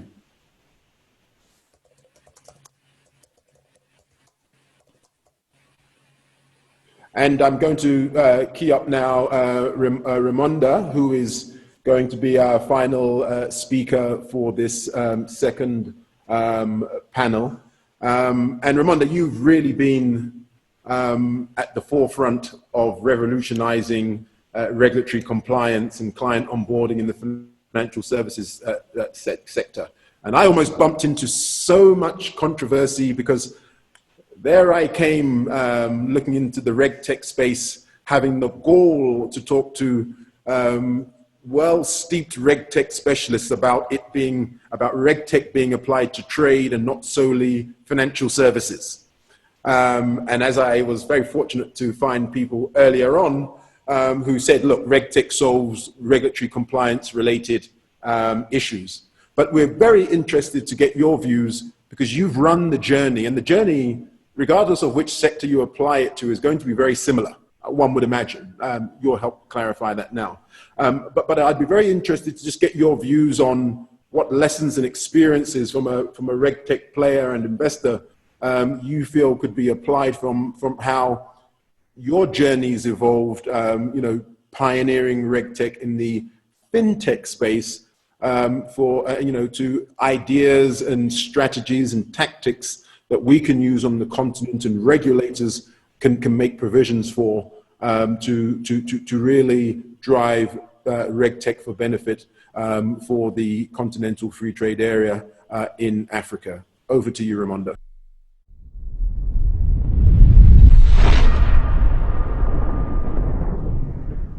Thank you very much, Hubert, and thanks for everyone for having me here. It's actually been an absolutely fascinating 2+ hours now. listening to the different views and hearing different opinions and how RegTech could be applied, for example, to Africa and of course elsewhere. For me at least, the journey has started many years ago. I've been in the sector now, financial services, for 20 years. My background is a lawyer. I lived in many European countries as well as outside. And actually one particular area that has always fascinated me for probably decades now is data. Data is phenomenal. Data can make a lot of things. Data can definitely empower societies, empower nations, empower businesses, and it can move pretty much continents forward.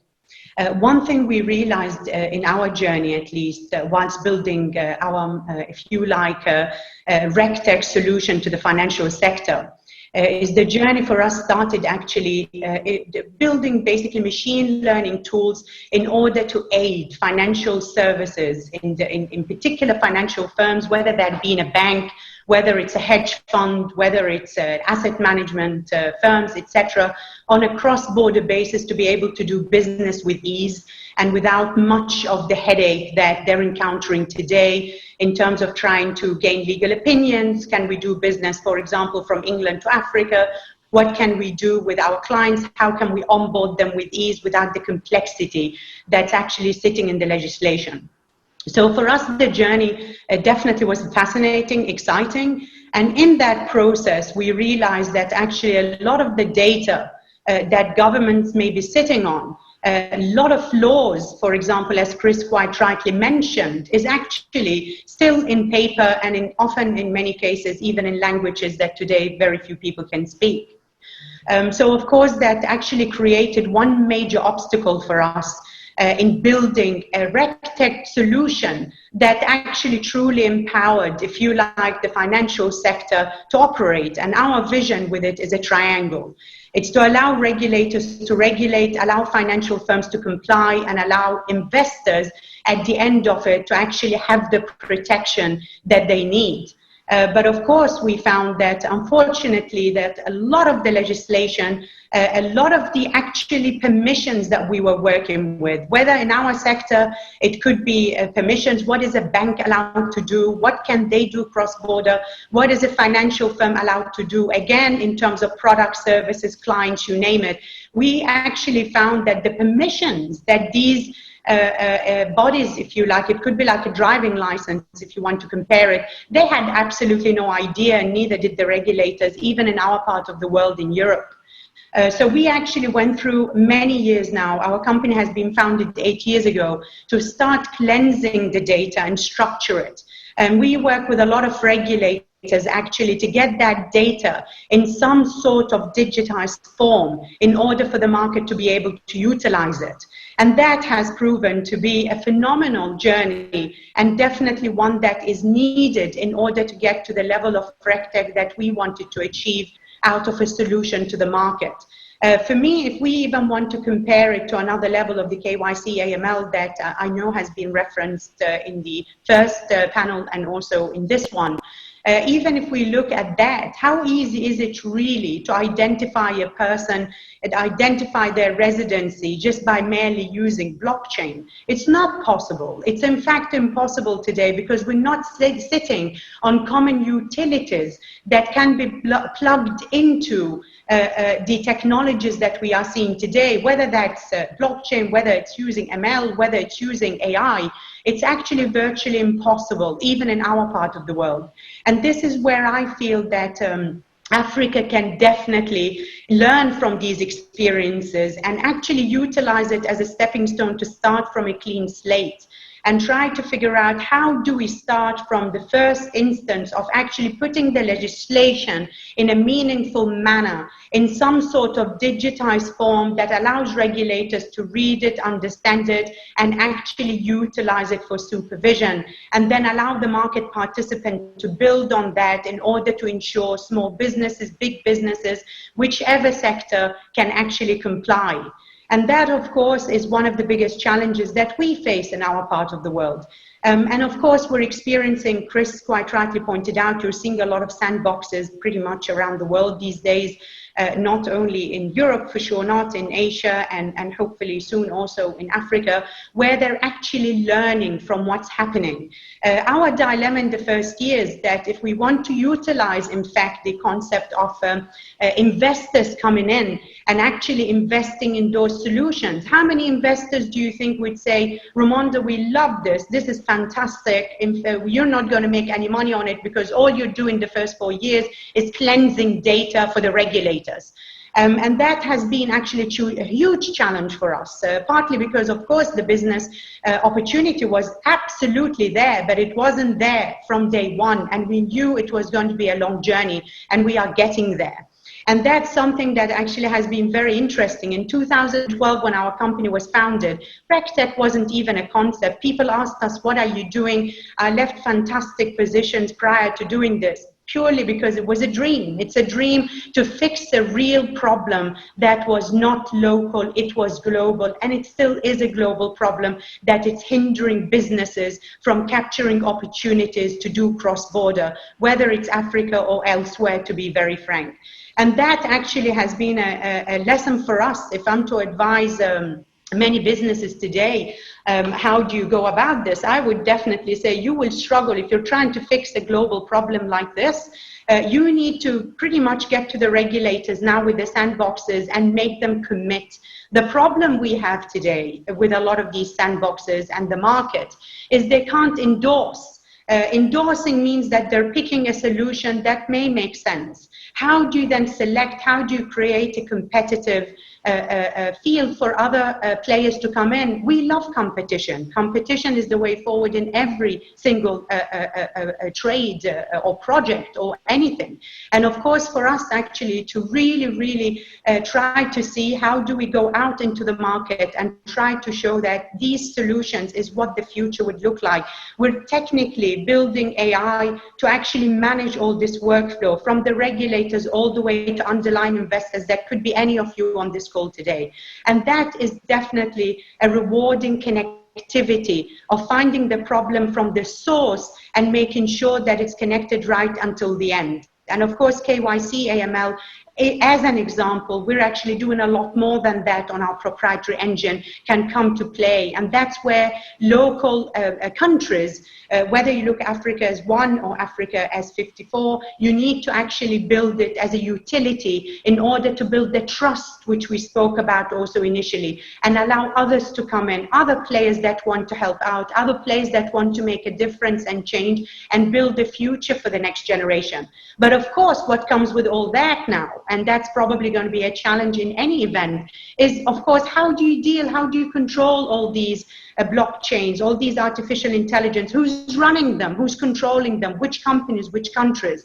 And on top of that as well, you have now the ethical AI coming into play in our part of the world, in Europe. So when you go out and you're building those RegTech tools, I'm not talking about a small Excel sheet that becomes automated. I'm talking big, where you are technically changing the way that the whole future is going to look for the next generation. And we are definitely getting there. And by getting there, we need the support of the regulators, we need the support of the market players, and of course also the investors, to actually see it as a connectivity and not just as one single opportunity to harness a change in a small sector. What we are doing today can be taken to the medical sector, it can be looked at in the trade, it can be looked at in pretty much everything that we are doing today. It's a triangle, and that triangle can be connected. It just takes a lot of time and a lot of commitment. And basically, the young generation that are coming with dreams, we had that mentioned a lot on the first panel, where they're becoming creative. Don't kill them, empower them. Give them the tools to make those changes and to actually find out what could potentially impact a lot of these in the future. And you'll find that many of the best tools that you see in the market today, Hubert, we talked about Tariq not long ago, you'll find they all started in a small company with a small dream that became big. So that's my contribution to that, Hubert. Thank you. Thank you very much, Ramonda. A very nice and inspirational and fact-based way for us to end. I think what's become very clear with what you're saying is it's a mission, it's almost a calling, it's a commitment, it's refusing to lose. and we certainly refuse to lose to create a better future for the next generations. And we passionately believe that, you know, we can do this in close collaboration and partnership with all facets of society, civil society, business, policymakers, and governments. But again, and in Africa, you've had many successful stories and many enormously successful projects that could definitely be taken cross-border. Absolutely. Fantastic. Well, with those remarks, Ramonda, and the fact that we do not have any questions and answers, and coupled with the fact that we are over time, I'm going to move towards closing this RegTech Investors Consultative Summit. But before I do, I'm going to call on Ashley, if she could please present the results from the final poll. My goodness, once again, very overwhelming support for a call for partnerships. And it almost brings me to the African adage, where we believe very passionately that it takes a village to raise a child. And RegTech is a child, you know, very nascent, very early stage. And according to the results of the poll, and all of you around this table and logging in from all around the world, I think you've endorsed the fact that, you know, we all will accomplish this together. So with that said, I'd like to thank each and every one of you, speakers, people that have logged in, people that are viewing. We count on your continued support to help us meet our objectives of bringing, you know, very positive contributions to create an environment for technology more generally, and RegTech more specifically, to contribute towards the overall success and sustainability of the African Continental Free Trade Area. I'd also like to thank Ashley and her phenomenal team and the African Tech Summit for their partnership on this particular successful event. And we look forward to working with each and every one of you going forward.